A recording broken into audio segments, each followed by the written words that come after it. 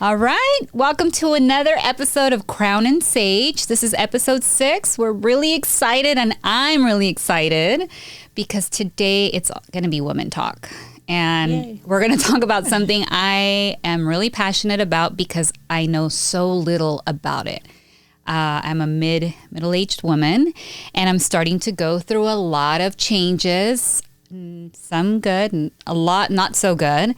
And I've been on this journey of trying to educate myself on different solutions for what I'm going through. I've got a lot of books, and I've been, trying to follow a lot of podcasts and people. And I ran into Helen, who I'm going to introduce shortly. And she has a lot of answers on what I'm going through. So ladies, if you are out there feeling very tired, kind of moody, going through all kinds of craziness where your emotions are all over the place, like mine have been. I've had days where I've had to apologize to my children because I didn't know what was going on with me. I feel chemistry is going on in my body and in my head that I can't even explain it. So I'm learning to say sorry a lot.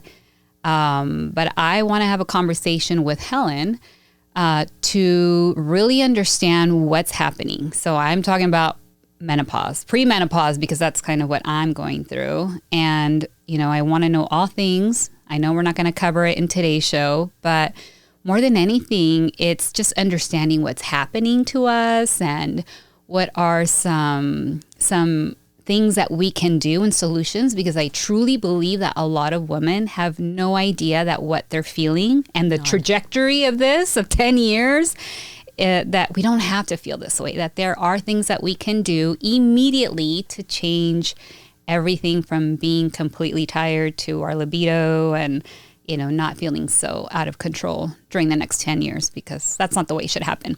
So let's get started. Yep. Please introduce yourself and talk a little bit about your background and how you got here. Yeah, absolutely. Well, I want to thank you first for having me on. This is amazing. And I'm so excited. I love talking about this.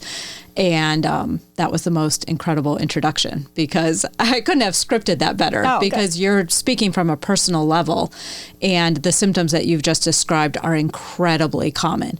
But yes, I'm Helen. My last name is Stearns, and I'm a doctorally prepared, dual board certified nurse practitioner.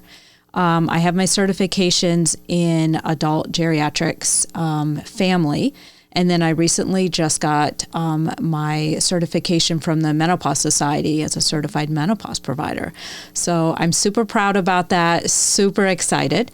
And my background, I actually started my nurse practitioner career at a sexual medicine clinic. Ooh, and yes, love this. Absolutely fascinating. Okay. We were treating both sexes. So men would come in with different, whether it was low testosterone or erectile dysfunction or libido issues. And I learned so much, not that this episode today is about men, but just that so many issues, men and women down in the pelvic floor area, can be related to like old back injuries or nerve issues, different cellular growth patterns. And I started treating, of course, a lot of women that would come in of all ages, but a huge population that was given to me was the menopausal women. And they would come in and with all the symptoms you just noted, and then some, and I learned how to treat them, and they became my happiest clients. They would call me for a follow-up visit, just giggling, and their entire life would be changed. And it became so fulfilling to me. And I would have this repertoire that I'd put them on, hormone therapy. We'd do vulvoscopies and look at their skin. And it was life-changing work. And I did end up leaving the sex med clinic because I was a new graduate and I didn't want to lose my general skills. Mm-hmm. So I kind of switched over to geriatric practice. But this is so relevant because I started to see down the spectrum what happened when you don't treat women. and you don't treat them in midlife. So of course I had my very healthy geriatric women that were just radiant and glowing and worked out 6 times a week and, still walked every day and had their wits about them. And that was a joy to see. But so often I saw women that were getting dementia or that would be in the hospital with a fractured hip and maybe never make it out of bed again, or chronic UTIs, and they would end up being in the hospital because they'd be so antibiotic resistant by that time. And the frailty and the cardiovascular diseases and the heart attacks and the strokes. And this passion for hormone therapy and for treating women in midlife just started to grow and grow and grow. And I'm like, I have to follow my passion. I have to start treating women during midlife. And I just started really digging into what the evidence said. I just couldn't get away from it. And I was trying to prescribe localized treatment for UTIs and urinary issues. But I was kind of getting stonewalled. And I just realized for some things I was fighting against a system, right? Yeah. And I just had to follow my dream and started my own practice this year. Just so excited. I'm having so much fun. It's been challenging learning, the business side of things. But that's where I am now. Wow. That's who I am now. And I love it. I'm so excited for you, Helen. I think that you're going to have a very bright future.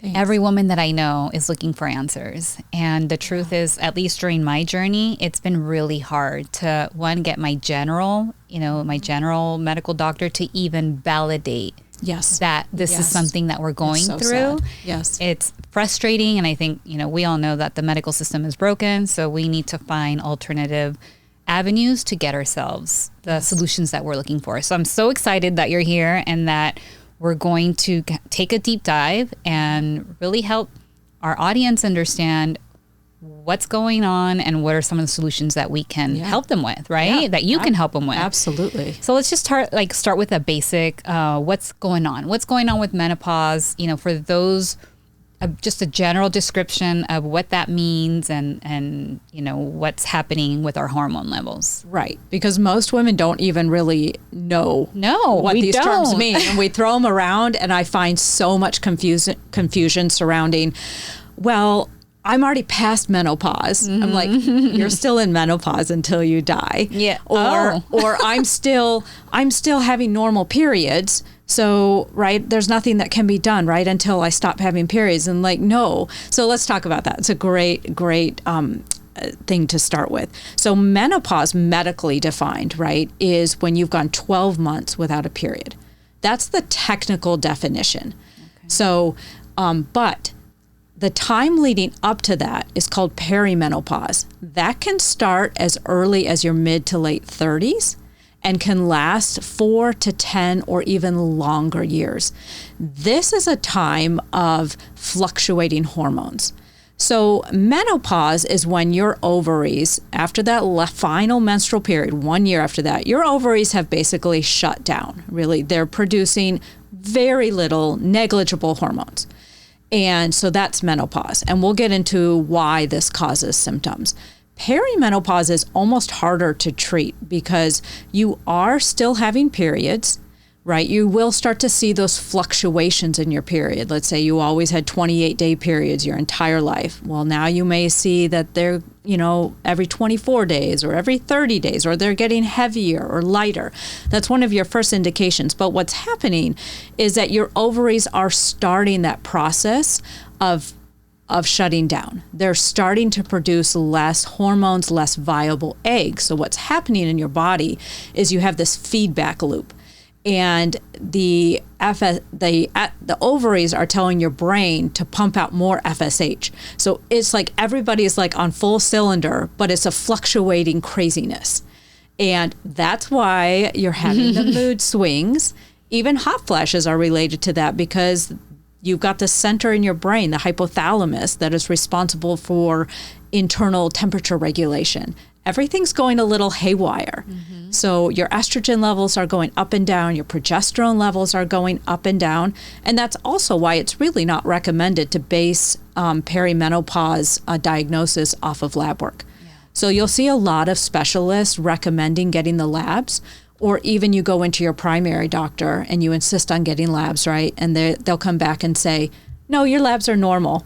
Well, maybe they were normal that day, but by the evening or next day, they could be completely different. So it's very, very fascinating what's happening, but we treat perimenopause based on symptoms. Okay, love that. Not okay. your lab work. Okay, right? I didn't have that answer. I didn't understand because I got labs when I was checking my stuff out. And I'm like, I always hear the labs are going to be off.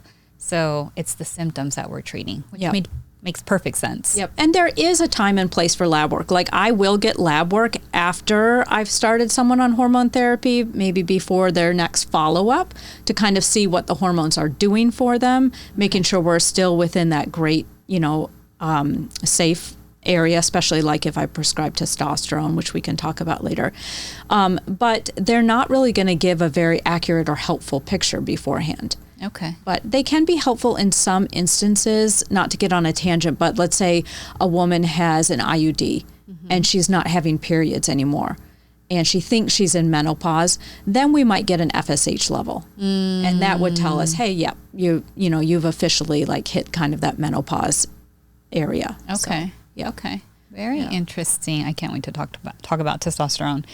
So, so our body, things that are happening, mood, energy, libido, all of those. What are some other symptoms that maybe I haven't mentioned that women might be experiencing, but they don't even realize that they're going through this? Oh, I love talking about this. So I had my own perimenopausal journey, which continues to be a little confusing for me still because I had a baby in my 40s. Okay. Then I was breastfeeding for 3 years because she was obsessed with breastfeeding. Good for you. And I had a high stressful job. So I felt like parsing out all these symptoms from all of these hormone changes were so hard.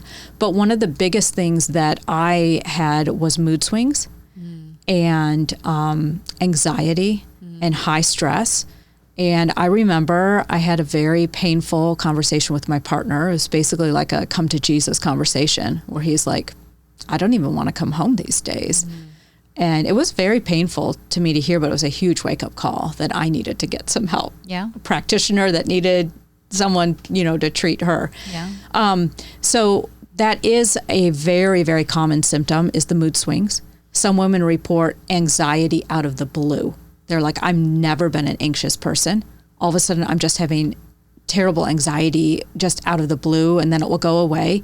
Or mood swings, right? The sound of your husband's breathing or chewing or, your kids. You're just like, why are you guys all of a sudden just driving me crazy? And many women say, I'm not myself. Yeah. I'm just like, I'm not an angry person, and I'm all of a sudden angry. And it's very distressing. Other symptoms are joint pain. That is a very common one. All of a sudden, you'll just have like shoulder pain or knee pain where that wasn't an issue before. And people are like, am I getting arthritis at 40? In fact, it's so common that physical therapists have actually named it like the 40 female shoulder. Oh, okay. Because we have estrogen receptors throughout our body, in our joints, on our skin, in our brain. Right? They're not just sex hormones. They drive our entire body systems. Other symptoms, itchy skin, burning tongue, ringing in the ears. The itchy skin. That one drives me crazy. Dry skin drove me crazy. Everybody thinks it's just like the hot flashes or the night sweats. Oh, I think a huge one that is one of the early ones is sleep disruptions. Oh, yes. You may have slept like a baby up until maybe 40, 41, and all of a sudden you're like, I am waking up at 2, 3 in the morning. I can't get back to sleep. Or all of a sudden I'm having to pee 3 times a night, and I never had to do that before. Or there's over 40 documented symptoms of menopause and perimenopause. Gosh. Wow. And yeah. So if you're having something that you think is odd for you, you're not going crazy. It's likely related to perimenopause. Okay, so is there a solution for most? Or do we have to deal with a lot of them without a solution? So most women are just told they need to deal with it, right? Or it's normal. And I like to differentiate between common and normal, because I think that there's a huge, huge difference between these two words, because women are 50% of the population. So yes, these symptoms are going to be common, but they're not normal, as in this is not your optimal state of thriving, right? We all want to thrive. We don't want to just have to survive over the next 10 years. If you think about it, some women are going to be in perimenopause for 10 freaking years. Yeah. With the shoulder pain and the itchiness and the mood craziness. Swings and, oh my God, it drives me. It's so enraging to me, if I can say that, because, and it's so sad to me too, because I hear these stories all the time. And it's so sad to me. We would get women in our clinic, or I would see women now, like, I've been suffering for 4 years. I've been suffering for 10 years. I've seen 10 doctors and they've all told me they can't do anything until I stop having periods, right? But yes, there is something you can do. The most effective therapy for what's called vasomotor symptoms, and those are the symptoms we just talked about, is the hot flashes, the night sweats, the ringing in your ears, or the joint pain. The most effective therapy is going to be your hormone replacement therapy. Okay. It's sometimes called hormone therapy, sometimes hormone replacement therapy. There's a big kind of debate out there what it should be called. So if it's appropriate for you, and that's where doing a really deep dive into your personal medical history, looking for red flags, looking for things that might be contraindications. There's very few contraindications actually to hormone therapy. There's a lot of fear out there. There's a lot of misinformation. We can certainly talk about that, because that's also something I'm super passionate about.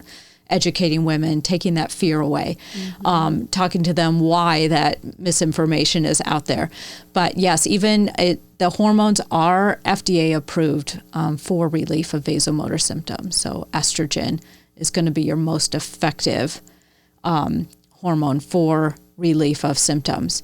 And then, so when we say hormone therapy, this is what I mean by hormone therapy. You have your estrogen, which is your main driver to relieve symptoms, right?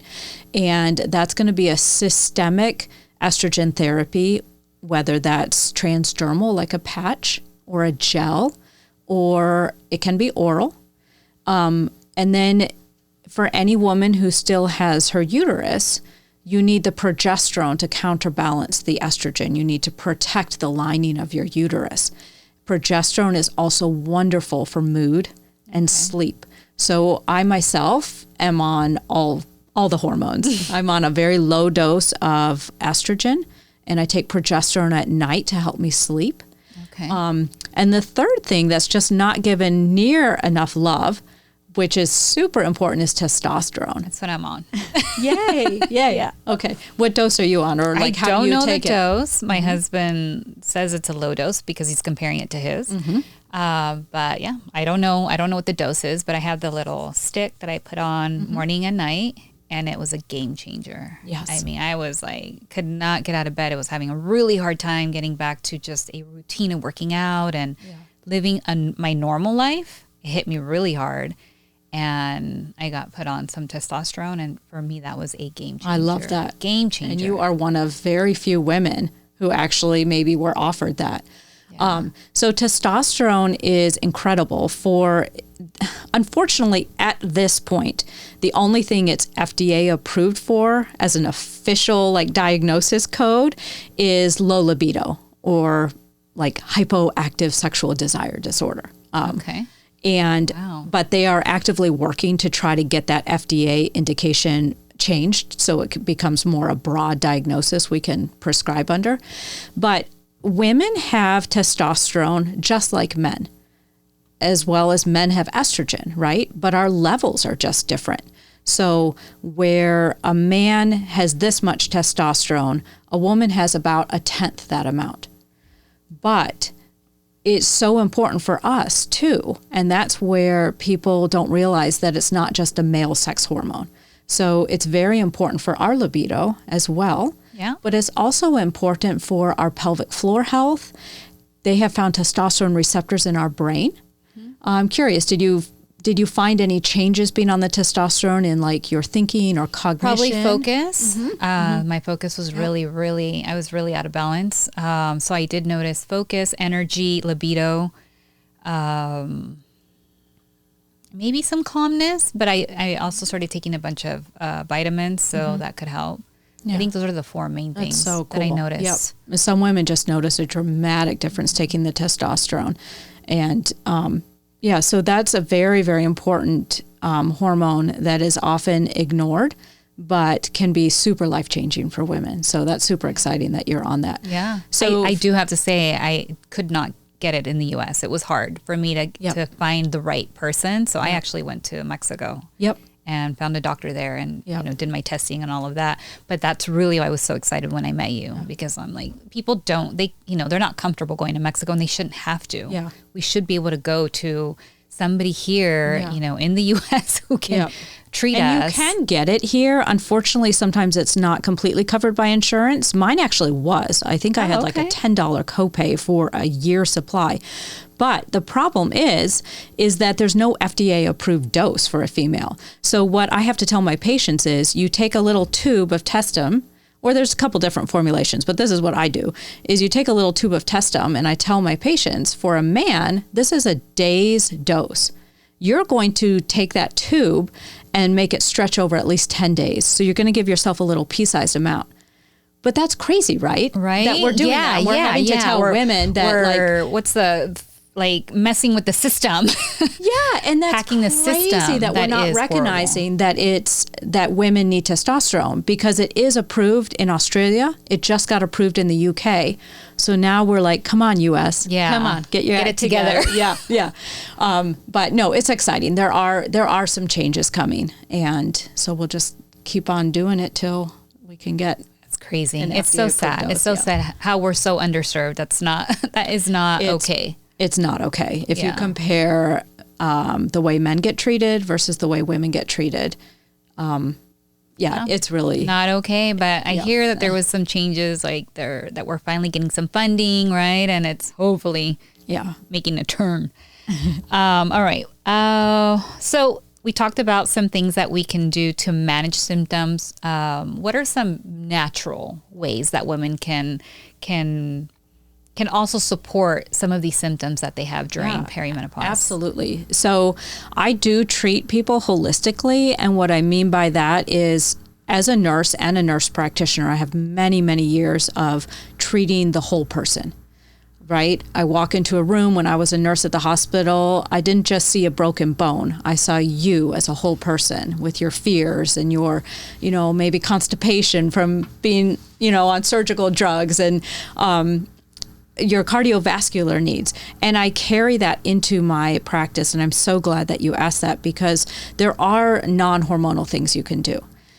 I definitely want to give a little plug in, though, to evidence-based care and medicine. So hormone therapy is by far going to be the most effective treatment, but there are some women who can't take hormone therapy, and I don't want you women to feel left out in the cold, right?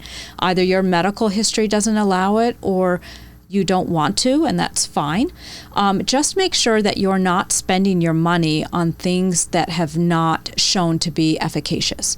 So there are a lot of natural supplements out there that really there's no evidence to take. So save your money, call me, or look up the evidence before you spend your money on things that are not necessarily going to work. The things that are going to work, there are some things that have been shown to work. So if we're talking like vasomotor symptoms, right, there are some non-hormonal approved medications. And some women do very, very well on these. Some of them are what's a class called SSRIs, which is an anti-anxiety medication or an antidepressant medication.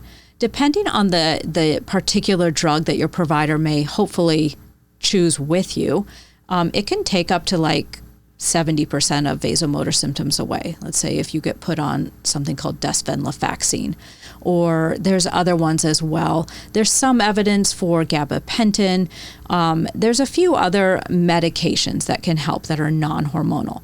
As far as lifestyle things and supplements, There's a few supplements that I really consider sort of non-negotiable in my practice for my women, not so much for vasomotor symptoms, but for overall health and longevity, which I definitely want to talk about. But let's talk about the lifestyle things that can make a big difference. So stress management. Learn to meditate, even if it's just a few minutes a day. For me, it was all about stopping working during my lunch break and getting outside. I worked with my therapist on that and made a huge difference. It's deep breath work, right? Figuring out self-care, whatever that means for you. For some women, it's going to be just the walking outside, or it's going to be the baths, or the getting the massage. For other women, it's going to be just that time by themselves. They can read in bed at night. That's huge for me. If I get that, I feel like all's right with the world. Okay.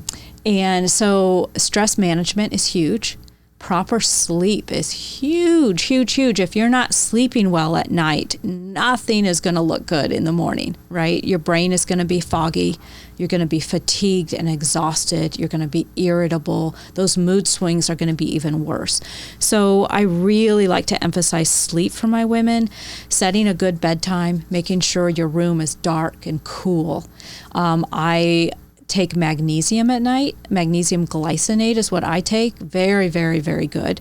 I take a really good small dose of melatonin, and I take my progesterone. So those are a couple things that can really help with good sleep. Not watching screens or the news or anything that's going to stress you out before bed. Just kind of winding everything down. No TV in your bedroom. I know that's a big one for some people. Yeah. And they think they really sleep better with something going on in the background, but it's not good, you know. Sleep hygiene. Yeah. Yep. Sleep hygiene. Okay. Yes. And then what are some other things? Diet is huge for kind of managing these symptoms as well. Following a good Mediterranean diet, trying to stay away from your processed foods, you actually will really notice an improvement in how you're feeling. And even at night, you can do different things like try not to have a heavy meal, try not to have a heavy meat-based meal. Because if you're kind of boosting the estrogens in the evening by more a vegetarian or soy-based meal, sometimes that can help. And then exercise is huge for mood, for your bone health, for your cardiovascular health. That kind of leads into something else I want to talk about is long-term health. We're not just looking at getting through these next 10 years of symptoms, right? Hormones are incredibly important for our long-term health.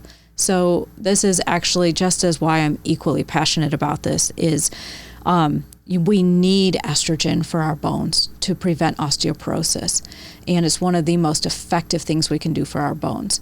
Because as we start to lose the estrogen, it actually is taking away the brakes on our bone resorption. So our bones are constantly remodeling, and we need that estrogen to balance the pulling away and the shoving in of the calcium, right? Okay. So it's this give and take, but the taking away gets outweighed once we lose our estrogen. So estrogen is incredibly important for long-term health. There's a wonderful physician I encourage all of your listeners to follow. Her name is Dr. Vonda Wright on Instagram. Mm-hmm. She actually specializes in the musculoskeletal syndrome of menopause. I know that's a lot of words, but she's an orthopedic doctor. And she just sees how important estrogen is for bone health because she's treated so many women that have died because of hip fractures. So she's like, we're literally talking life and death by giving women estrogen. Wow. Yeah, it's so much fun to learn these things, and more women should be getting DEXA scans at earlier ages. What age would you recommend? So the recommendation is I think the recommendation is 55. Okay. I really would like my patients to get it done earlier. In fact, it might even be 65. And I'm thinking much, much earlier, right? Okay. You want to get a baseline of where you're at. I agree. And you want to be doing strength training 2 to 3 times a week, and not little 2-pound weights that your granny lifts. You want to be lifting heavy, right? Okay. And you don't have to go crazy. 20, 30, 40 minutes of strength training. and do some bouncing, do some jumping. Incredibly good for your bones. Bone is just resorbed when you have that resistance, the muscle resistance against the bone. So that is also something that I tell my clients and preach it to myself as well. The next thing is cardiovascular disease. Hormone therapy has been shown over and over and over again to protect our hearts. So up until the time we hit menopause, we have a much lower rate than men of heart attacks. As soon as we hit menopause, our rates go shooting up, and they exactly mirror what men's are because we no longer have that estrogen protection. So hormone therapy really should be considered a preventative medicine, right? Okay. Cardiovascular disease is still the number one killer for women. Number one killer, way above breast cancer, way above everything else. And so if we can prevent cardiovascular disease, think how many women we're impacting by treating them with hormone therapy. Wow. Yeah. Okay. That's news. I had no idea. This is all really good stuff. Yeah. Thank you. I want to ask you a question about those women that that maybe hormone therapy isn't for. For example, and this is probably going to open up a can of worms because my mother had breast cancer, right? And I know that was like the big thing. If you have family history of breast cancer, then maybe you're not a candidate for hormone therapy. That was always what I grew up with. That's what she was told. I have done my own education, and I believe that that's not necessarily the case, but what would you say to that? I love that you're bringing this up. Okay. Because it is opening a whole can of worms, but the evidence is so strong now that I feel so comfortable talking about it. Okay, good. And I feel so excited about it because there is a ton of fear about hormone therapy. So let me just first say that family history of breast cancer right off the top is never a contraindication to hormone therapy. Very, very comforting, hopefully, for women out there, because that is what generations of women have been told, right? Yeah. And yes, there are genetics, and there are genetic things that maybe to be aware of or get tested if you do have a strong family history of breast cancer, your mom, your aunties, let's say you have a sister that got, right? Maybe genetic testing is warranted. I'm not a geneticist, and I'm not I am getting my training in hormone therapy and breast cancer, but I'm still making my way through it. But there is a lot out there. I'm not going to say I'm an oncologist or anything, right? But even if you have had breast cancer, and this is where it gets very, very sticky, and this is where a lot of oncologists are even not up to date on the evidence and even unwilling to help women after they've had breast cancer.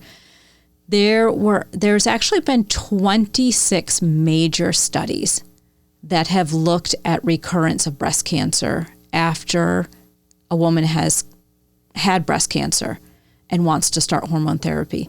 26 studies. Only one of them has shown an increased risk in breast cancer, and that was a study called the HABITS trial, which has basically been discredited because of the way they set up the study. They never required their women to get exams or, mammography before they started the trial, and 26 studies, and only one showed. Okay. And there were even some that showed a decrease in breast cancer recurrence. And there was nothing that showed an increase in breast cancer mortality. It's very, very reassuring. It is, so the evidence, really, the misinformation came out of a study that was published in 2002 called the Women's Health Initiative. That study. Yes, that study. We all want to tear our hair out, right? And it wasn't all bad. A lot of it was the way that the media kind of ran away with the headlines before the data was actually officially released. And the experts and the doctors and the medical community, before they even had a chance to go over the data and the study, really, really unfortunate, right? And seems really super backwards to me. Disservice. I actually just learned hundreds and hundreds, not hundreds, for 30 years. So women were just taken off their hormone therapy overnight. And this data has been analyzed over and over and over again, sort of post hoc, right? And really, they found that hormone therapy. So the WHI, I don't know how much time we have to go over this. No, we're good. Okay. This is good information because this is really the root of why this is kind of a new age of we can do something about the way we feel, as opposed to what our mothers have told us. Yes. That no, you don't do hormone therapy. It's bad. You know, it's dangerous. Like you'll get cancer. And that's the era that we're in. I mean, that's what our mothers told us. Yep. And now we're having to venture off on our own and figure it out. Yeah. So it's worth taking a few minutes. For sure. Thank you. Yeah, I think it is. So the WHI actually there were two arms, right? So women who were given oral conjugated equine estrogen, those were women without a uterus. So they did not need the progesterone protection of their uterus. The others were women who did have a uterus, so they needed the progesterone. So they were given conjugated equine estrogen, which is an estrogen. It's still on the market, but it's not very common anymore. It's not our first line treatment. It's conjugated from horse mare urine, right? And then they were given a synthetic form of progesterone.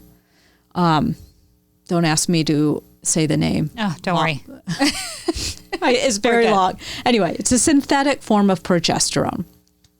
So the reason I'm taking the time and belaboring that is because the evidence has shown 20 years down the road, right? Like the form of progesterone is actually very, very important to the results.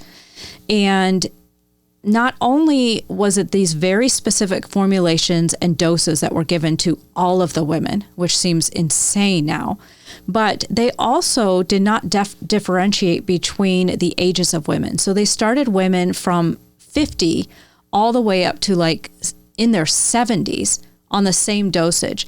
And there's something that's emerged called the timing hypothesis, where the timing of hormone initiation really does matter, where you have about a 10-year safety window where you're really going to have efficacy from hormone therapy. And what they didn't differentiate in this study was these women were spanning like a 30-year time span, right? And so there was a very, very small increase in breast cancer seen in the women's arm that was on oral conjugated equine estrogen and synthetic progesterone. And the headlines said that there was like a 25% increase in breast cancer. So in our lay brains, right, that's like, oh my God, 1 in 4 women. No, but that's not how statistics work. So when you break it down into statistical language, that's about 4 women in 1,000 over 5 years of hormone therapy that had an increase in breast cancer risk. 4 women, 4 out of 1,000 women in 5 years. And there has not been shown to be an increase in breast cancer risk on bioidentical progesterone. So that's the kind that is kind of first line, at least for many of us practitioners now. Like that's the FDA approved. It's the simplest. It's just like a little capsule. And birth control really is higher doses of estrogen, and it's got the synthetic progesterone in it. There's really not a reason to be afraid of any of these formulations. They're all still on the market. It was just that the headlines and the fear was taken completely out of proportion. There's been so many studies that have been shown the safety of hormone therapy. And if we look at the overall risk of mortality, the overall suffering of not taking hormone therapy, we actually are doing more harm than good by refusing to give women hormone therapy. I would agree with you. I mean, divorces probably, if there was a connection, I'm sure if we overlaid how many divorces happen between when a woman is between 40 and 50 years of age. Oh my God. Yes. I don't know if you have that data point, but I don't, but I need to look it up because it's a lot. I would assume so. It's a lot. Yes. And yes, I mean, I even got real vulnerable with my relationship with my partner. I was so afraid he was going to leave me because he's just like, you're criticizing me all the time. And I was just like, oh my God, it really made me really stop and think, but it made me get some help, and I was able to get some really good help. And I'm so thankful. And I'm so thankful for this knowledge. And really, I just want to share with women. I'm so passionate and committed to empowering women, right? It's like this needs to be a shared decision, and every woman needs to be given the opportunity to make an informed decision. Right? Go. Yeah. Right? You don't have to take hormone therapy, but you should know that this is an option. Right. Right? And not just be told you can't because, oh, you're still having periods. Right. But meanwhile, you're going crazy. Exactly. And one thing we haven't talked about at all, which is super important, is our like vulvar and vaginal health.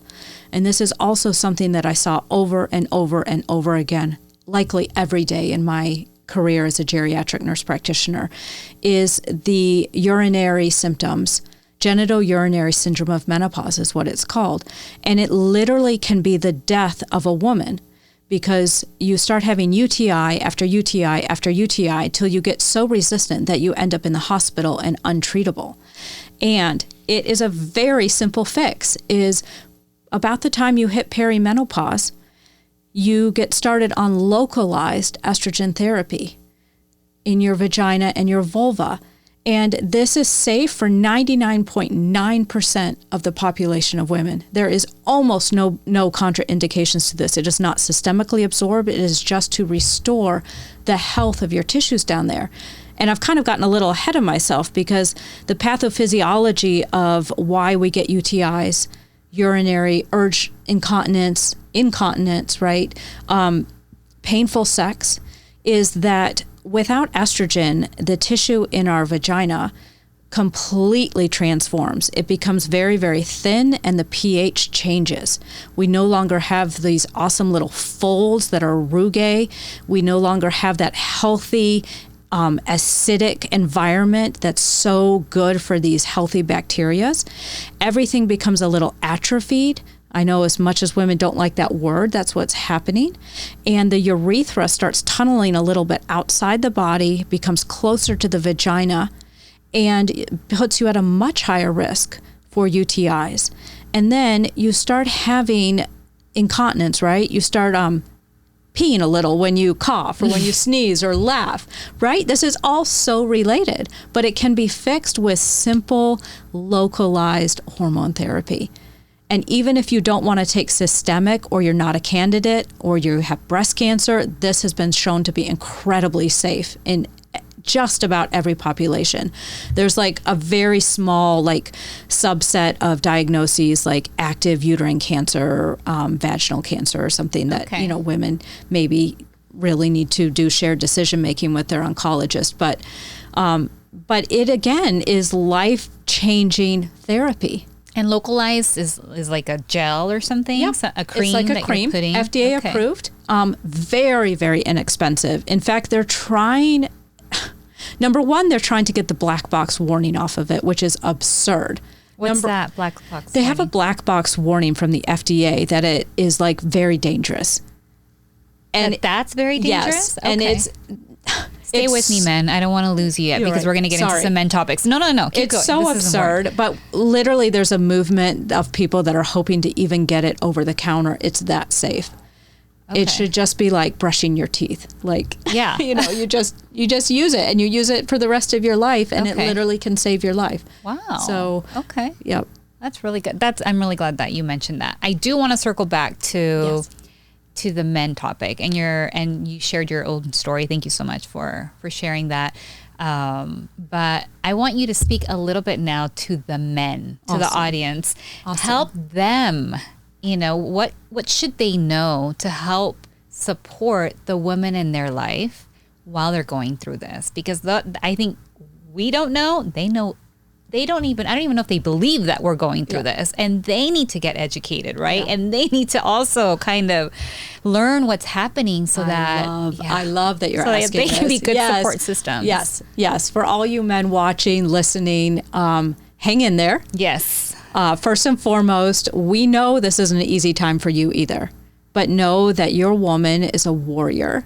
And however hard you think this is for you and your relationship, it's about 1,000 times harder for her. She doesn't feel like herself.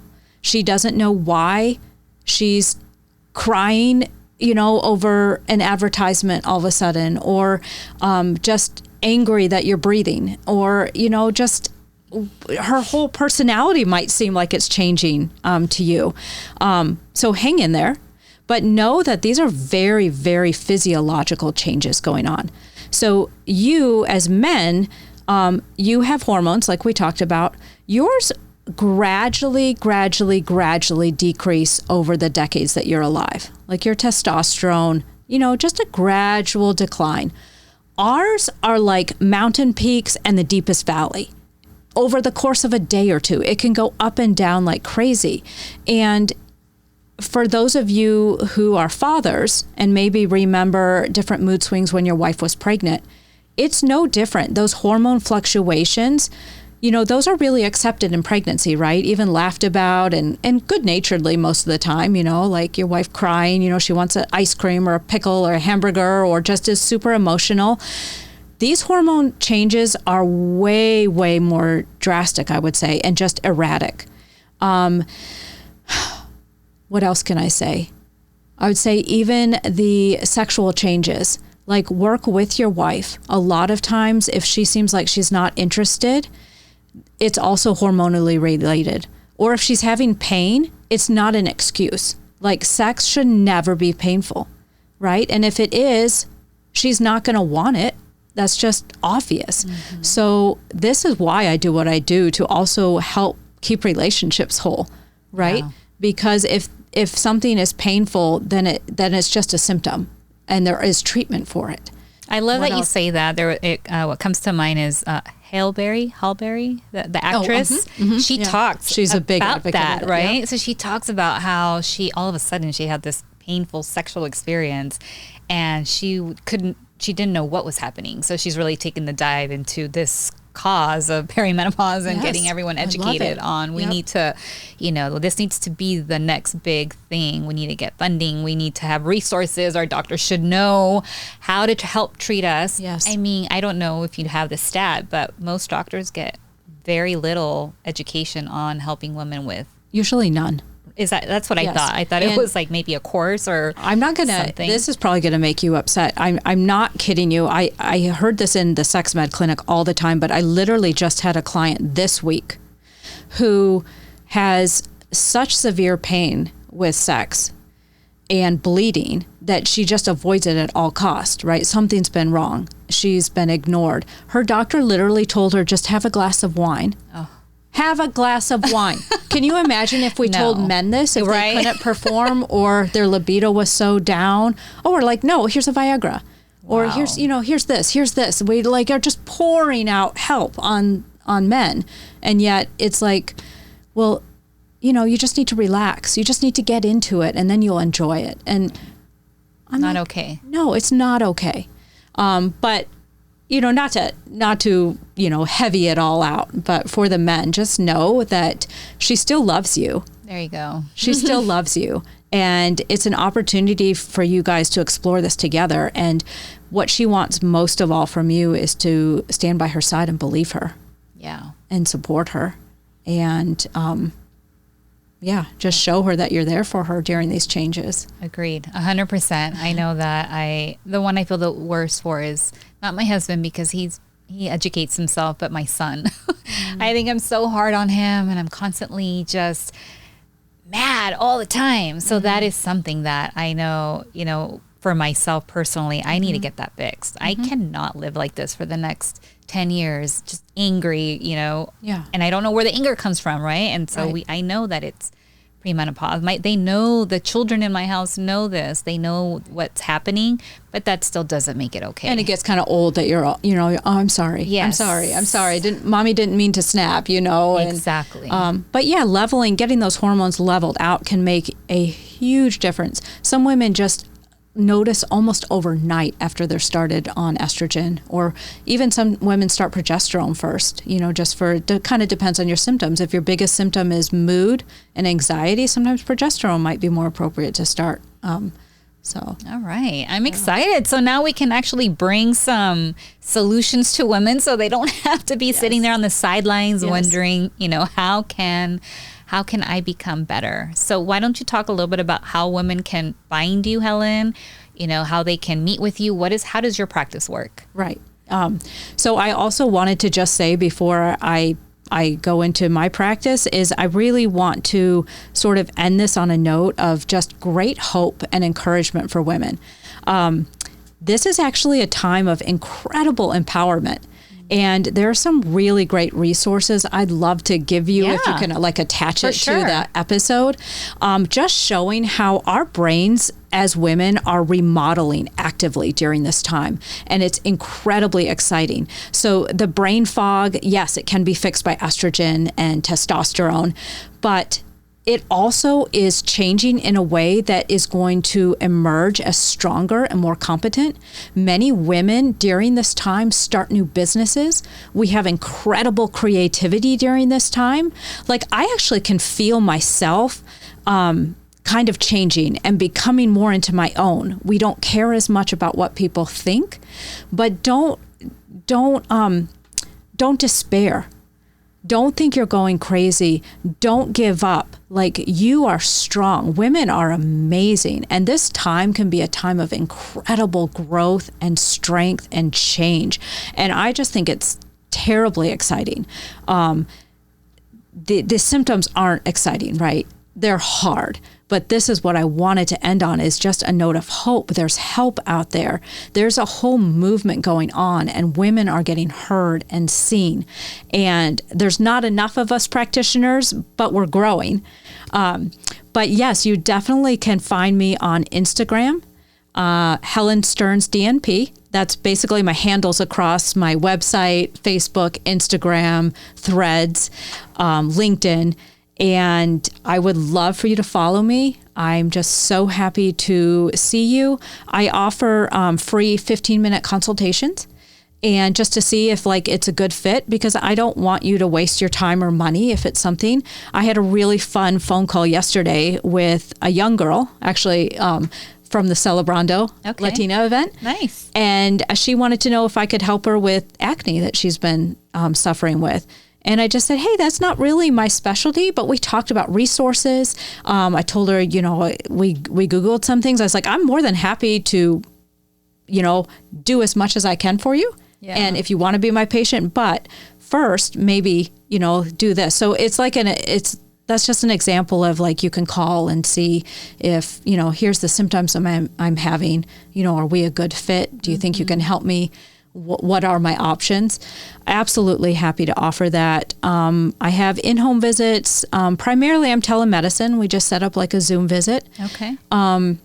Usually, so I'm a cash pay practice. It allows me to give you time.